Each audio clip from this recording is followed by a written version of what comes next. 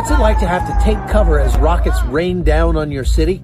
We'll talk to somebody who was there in Ashkelon as they report from Jerusalem on this episode of The Hot Zone. This is The Hot Zone. Engaging with the news in a whole new way, international war correspondent Chuck Holton brings insight into areas of crisis and lets you help those affected. Hey folks, Chuck Holton here. I'm still on vacation, still enjoying every minute of it. But I wanted to take a minute and talk about what happened over the weekend in Israel.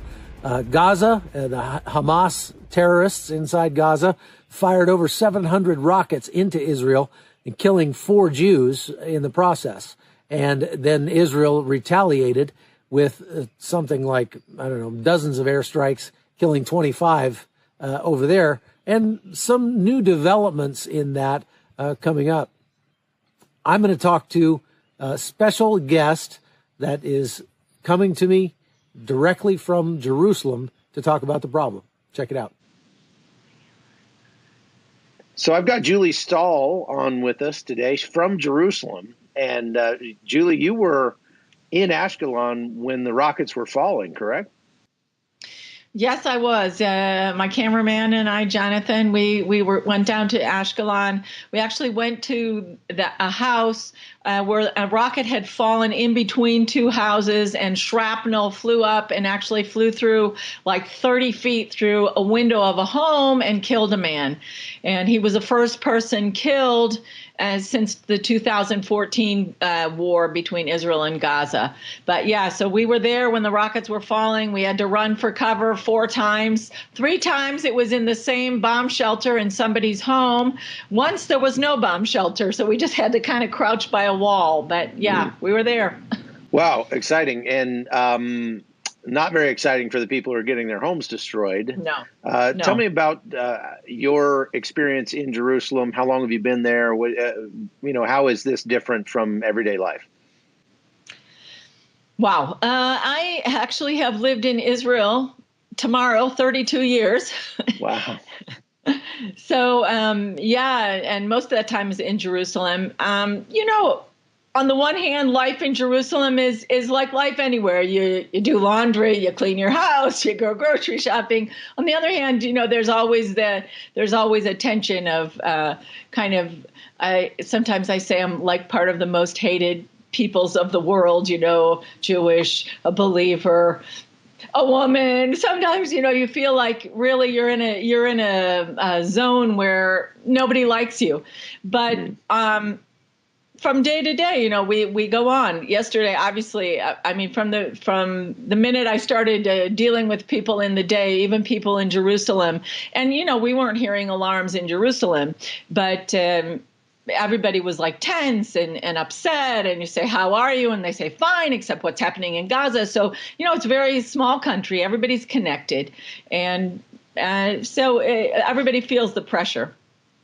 Yeah, I'm sure they do. Now, when you've been down to Ashkelon before, this is actually more everyday life for people in that area. I've been to Sderot, where there's a bomb shelter like every 50 feet down the road. Is Ashkelon like that as well?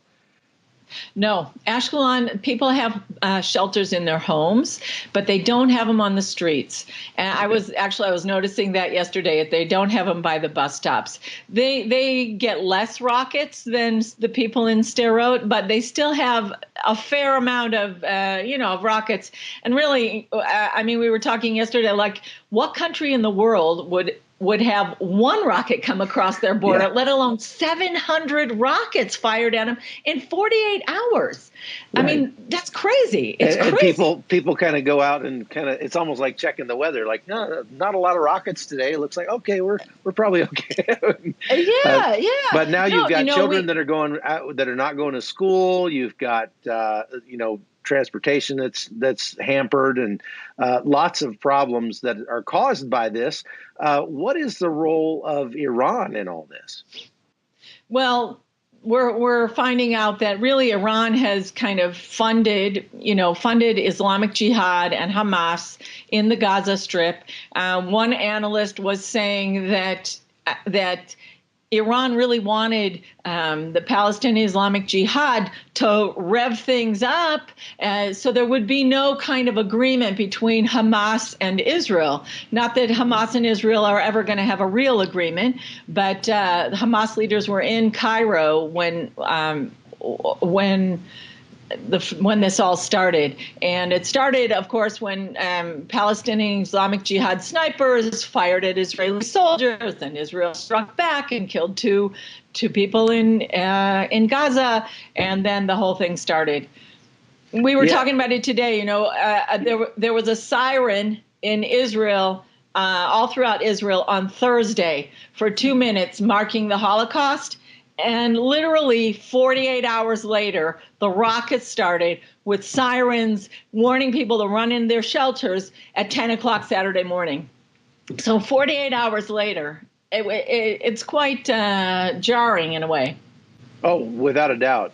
Now, you're right about that, that it's impossible for Israel and Hamas to come together because it's hard to have discussions with people who deny your right to exist. Yes. And there's now a ceasefire in place. But my question is, do you think this had anything to do with the start of Ramadan?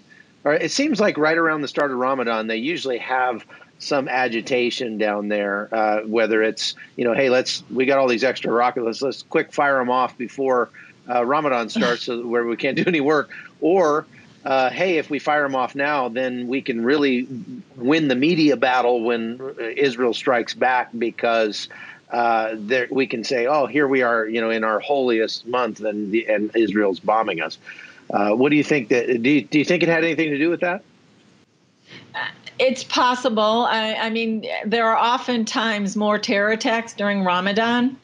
Somehow it sort of gives them power sometimes. I'm not saying that against Muslims in general. I'm just saying for anybody who wants to carry out terror attacks, Ramadan sometimes is their month of choice. I don't know if this particular thing did it. Ramadan hadn't started. It's just basically started last night today. And we'll see what happens in the next few days. So there were people said actually more like from the Israeli side that Hamas wanted to, or Islamic Jihad wanted to rev things up before Israel's Memorial Day is Wednesday, Independence Day is Thursday, and next week, I know most Americans don't know about the Eurovision Song Contest, but it's a huge international event. Israel is hosting it this year, and that they wanted to kind of disrupt things in order to extract, kind of humble Israel and extract some things from Israel before that happened.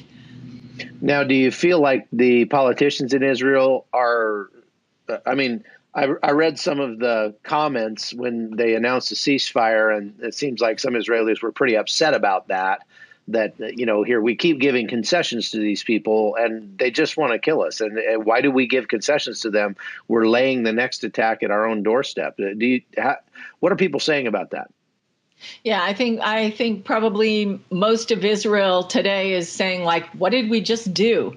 I think a lot of people, including myself, thought Israel was going to go further than they did this time, because one thing was usually they don't present a diplomatic kind of argument. And yesterday they were sending out names to the press. Hey, you can talk to this person to get Israel's side of the story. And this one, and I really thought things were going to go further. They did actually go further than they have in a while. They targeted leaders, which until now in the last year, they've only targeted sites, terror sites or weapons manufacturing sites. But they actually targeted people yesterday. You mentioned Iran before. One of the people that they targeted was the man who was responsible for bringing money from Iran into the Gaza Strip. So. Yeah. Yeah. I'm always very struck whenever I'm there at the stark difference between Gaza and the rest of Israel. When you read in the Bible where it says, God will bless those who bless Israel and curse those who curse Israel. If you just look at drone footage of Gaza, if that's not what cursed land looks like, I don't know what is.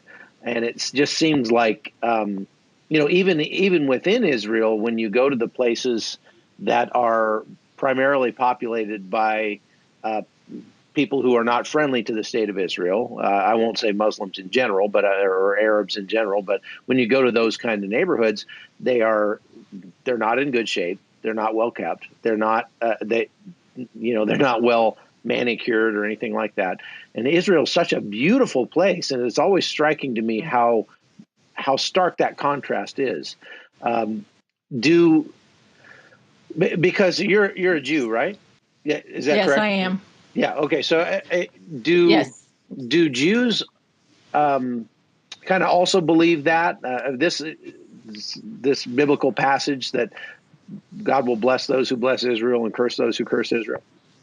Yeah, I think it's not something people hang on to all the time. It's not something like, well, if you bless me, you're going to be blessed. Mm-hmm. But, I can tell you a story about the Gaza Strip.